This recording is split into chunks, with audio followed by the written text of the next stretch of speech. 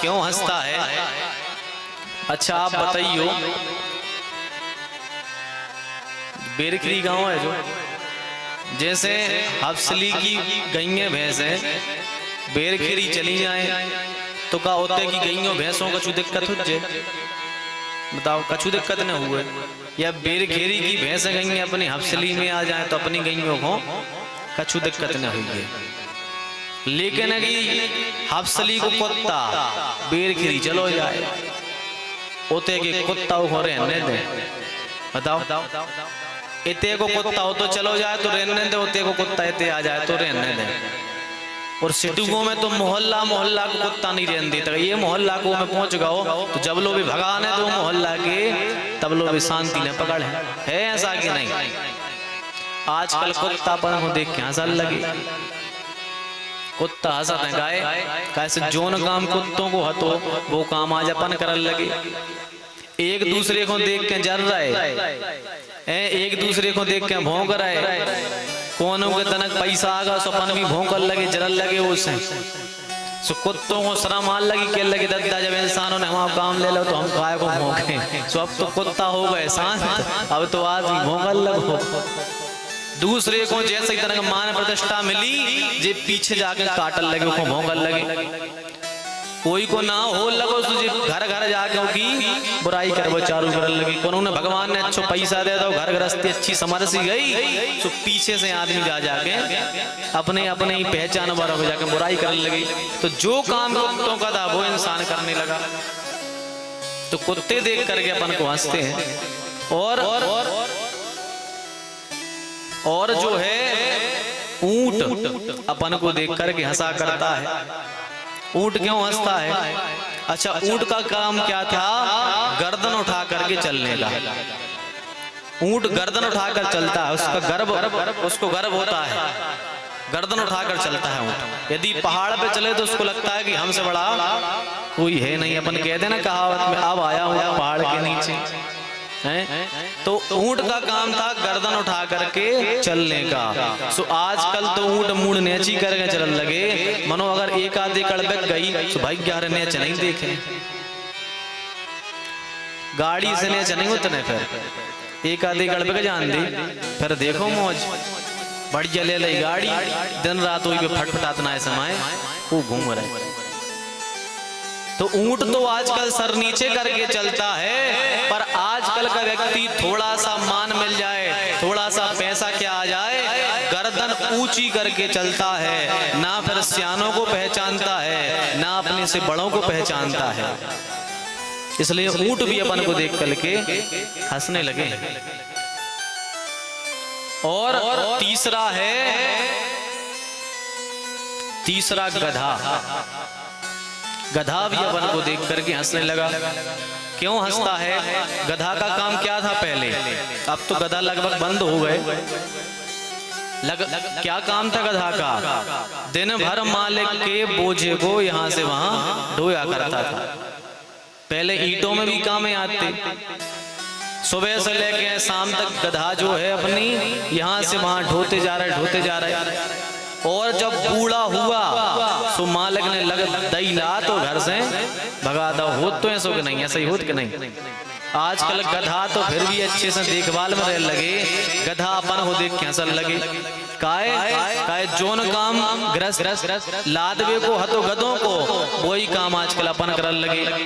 गृहस्थी को बोझा ढो रहे हैं, ढोते जा रहे, ढोते जा रहे, ने खावो देख रहे, ने पीवो देख रहे, दिन रात गृहस्थी ढोबे में लगे हैं, कमावे में लगे हैं। और कमाते कमाते जब बूढ़े हो गए तो अपने मोड़ी मोड़ा ने भी दई लाश घर के बाहर खटिया डाल दी, अब तई परे रहे। तो जो काम गधों का था वो अपन करने लगे। और सुअर भी अपन को देख के हंसने लगा। भगवान ने सुअर काय बनाए थे कि तुम्हें जो खाने जो मिल जाए सो खाओ। आजकल सुअरा तो परेशान लगे यार, आदमी ने परे छोड़ दो। आज को आदमी ने तो धर्म को देखे, ने अधर्म को देखे, ने नीति को देखे, ने बेईमानी को देखे। वो तो कहते कहूं से आए हमें खावे दो, कहूं से मिले जैसे आए आन दो मनो हमें खावे दे जाओ। सरकार भी कहते हैं कि हम भी खाएं तुम भी खाओ, हम भी खाएं तुम भी खाओ और योजना का लाभ उठाओ। आज को आदमी खावे जी रहा है, बस खावे में लग जाए, हमें कैसे मिल रहा हो हमें मतलब नहीं है। कोई को मार के मिल रहा हो सो मार दो, लेकिन खावे मिलने चाहिए। तो आज सुअर भी अपन को देख करके हंसा करते हैं कि भैया मनुष्य का तो भगवान ने एक नियम धर्म बनाया था, आज हम तो ठीक ठाक खाने लगे पर मनुष्य ने अपना सब बिगाड़ दिया। इसलिए भैया ऐसा ना हो कि जानवर अपन को देख करके हंसे। ना नीति का देख रहे हैं, ना अनीति का देख रहे हैं, ना अधर्म का देख रहे हैं। कहीं भी मिल गया खाने, कहते ना कि जहां मिली तवा परात सो मई काट दई पूरी रात। केवल खाने के लिए मनुष्य को नहीं जीना चाहिए।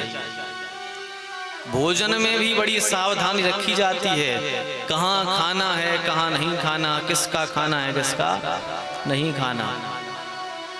क्योंकि जैसा खाओगे अन्न वैसा होगा मन, जैसा पियोगे पानी वैसी रहेगी वाणी। पितामह भीष्म कहते हैं महाभारत में, कभी भी दुष्टों का अन्न नहीं खाना चाहिए। जो दूसरे को सताया करता हो, जो अत्याचार करके कमाता हो, दुराचार करके कमाता हो, ऐसे व्यक्ति का अन्न नहीं खाना चाहिए। पितामह भीष्म ने राजा पांडवों को बड़े अच्छे ढंग से शिक्षा दी है। जब पांचों पांडव पहुंच गए पितामह के यहाँ, पांचों पांडव पहुंचे, भगवान श्री कृष्ण ने कहा दादा ये युधिष्ठिर बड़ा परेशान है, जरा इसको शिक्षा तो दो। पितामह ने कहा किस बात से परेशान है? भगवान कहते हैं यह सोच रहा है कि हमने अपने बड़े भाई को मार दिया, हमने अपने पिता समान पितामह भीष्म को मार दिया, गुरु को मार दिया, इसके अंदर गिलानी है, इसको थोड़ा ज्ञान तो दो। पितामह भीष्म के यहाँ गए क्यों थे भगवान? इसका कारण केवल यही था कि जैसे ही महाभारत का युद्ध हुआ, रात्रि में भगवान ने देखा कि युधिष्ठिर सिंहासन के यहाँ से यहाँ आए, वहां जाएं, वहां से यहाँ आए, फिर वहां जाएं। भगवान ने देखा और कहा कि दाऊ क्या बात है, बड़े परेशान लग रहे हो। युधिष्ठिर बोले कन्हैया क्या बताएं तुम्हें, अरे जब हम इस सिंहासन के नजदीक जाते हैं कन्हैया, जब हम हस्तिनापुर की सिंहासन को देखते हैं तो ये सिंहासन मुझे चीख चीख कर कहती है कि धिक्कार युधिष्ठिर, तूने मुझे पाने के लिए अपने भाइयों को मार दिया। ये सिंहासन मुझसे कहती है धिक्कार युधिष्ठिर, तूने मुझे पाने के लिए अपने पिता समान पितामह भीष्म को मार दिया। अरे और तो और सिंहासन कहती धिक्कार है युधिष्ठिर तुम्हें, तुमने मुझे पाने के लिए अपने जिसने तुम्हें शिक्षा दी तुमने अपने गुरु को मार दिया। कन्हैया ये सिंहासन के पास में जाता हूँ तो चीख चीख करके मुझे याद दिलाती है, मैं क्या करूं, मेरा मन स्थिर नहीं है, मेरा मन व्यथित है कि बताओ, अरे इतना बड़ा परिवार था, सब सुख से रहते थे, अरे सिंहासन ना मिलती भैया ना मिलती, पर परिवार का बिच्छू होता ना होता। क्योंकि परिवार का संगठित होना बहुत बड़ी बात है भैया। जो परिवार संगठित रहते हैं उन पर कभी कोई आंच नहीं आ पाती। यदि मुट्ठी खुली है तो इसको खतरा है, पर यदि पांचों उंगलियां अच्छी मुट्ठी बन जावे तो इसमें बहुत दम होती है। बंद मुट्ठी लाख की और खुल गई तो खाक की, किसी काम की नहीं रहती। तो जो परिवार संगठित रहते हैं कभी किसी व्यक्ति की हिम्मत नहीं होती कि उनके परिवार पर कोई आंच भी आ सके। युधिष्ठिर कहते हैं कि कन्हैया इतना बड़ा परिवार था, लेकिन इतने से केवल सिंहासन के लालच से हमने अपने परिवारजनों को मार दिया। और ये तो भैया पहले की बात नहीं है,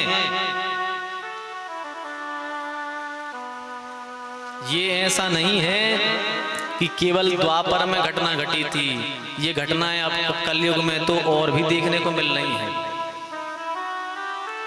कलयुग में भाई भाई के बैरी हो गए। कलयुग की बड़ी खराब स्थिति है कि भाई भाइयों की कलयुग में नहीं बन पा रही। तीन चीजें लोगों को स्वार्थ बस अच्छी लगती हैं, तीन चीजों को आदमी अब समझते नहीं है। कौन कौन सी? बोले भैया, गैया और मैया। जब तक स्वार्थ है तब तक लोग इनके पास रहते हैं, और जब स्वार्थ खत्म हुआ तो इनको छोड़ दिया करते हैं। चाहे भैया होए, चाहे मैया होए, चाहे गैया हो। स्वार्थ